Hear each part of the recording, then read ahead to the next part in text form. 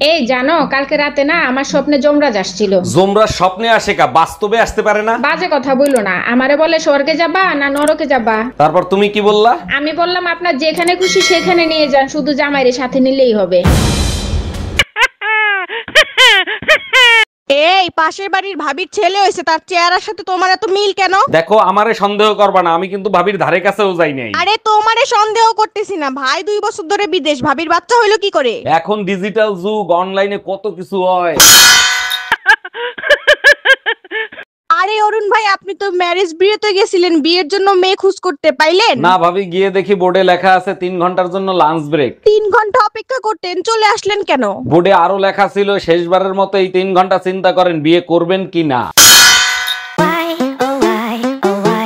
আচ্ছা শোনো, প্রথম বিশ্বযুদ্ধ কেন হয়েছিল তুমি জানো? তোর বাপ মায়ের 13টা ছাওয়াল মাইয়া পয়দা দিছিল তার জন্য। সব সময় শুধু বাজে কথা বলো। আচ্ছা বলো তো, দ্বিতীয় বিশ্বযুদ্ধ কেন হয়েছিল? তোরে বিয়ে করে যাতে তৃতীয় বিশ্বযুদ্ধ করতে পারি তার জন্য।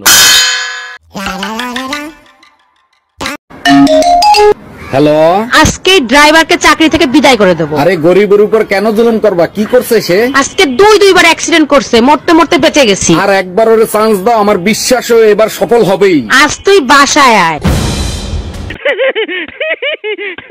আচ্ছা, আমি যদি তোমার বয়ফ্রেন্ড হই তাহলে তুমি আমাকে কি নামে ডাকবা? তুমি আমার বয়ফ্রেন্ড হলে তোমাকে আমি আদর করে জানো বলে ডাকবো। বলো কি, তাই নাকি? আর যদি আমাদের বিয়ে হয়ে যায় তখন তুমি আমাকে কি নামে ডাকবা? তখন তোমাকে আদর করে জানোয়ার বলে ডাকবো।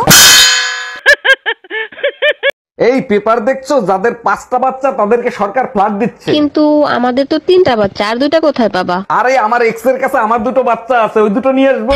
ভালো কথা, আমাদের বাচ্চারা কোথায়? পেপার কি তুমি একা পড়ো? যার বাচ্চা সে নিয়ে গেছে। এই তুমি আমাকে কতটা ভালোবাসো? আমার নিজের থেকেও বেশি ভালোবাসি। আমি যদি বড় কোনো অন্যায় করি তখন কি তুমি আমাকে মাফ করে দিবা? কিরকম বড় অন্যায় শুনি? ধরো পাশের বাড়ির ভাবির সাথে আমার সম্পর্ক, সেটা জেনে গেলা। অবশ্যই মাফ করে দেবো, মরা মানুষকে কে না মাফ করে।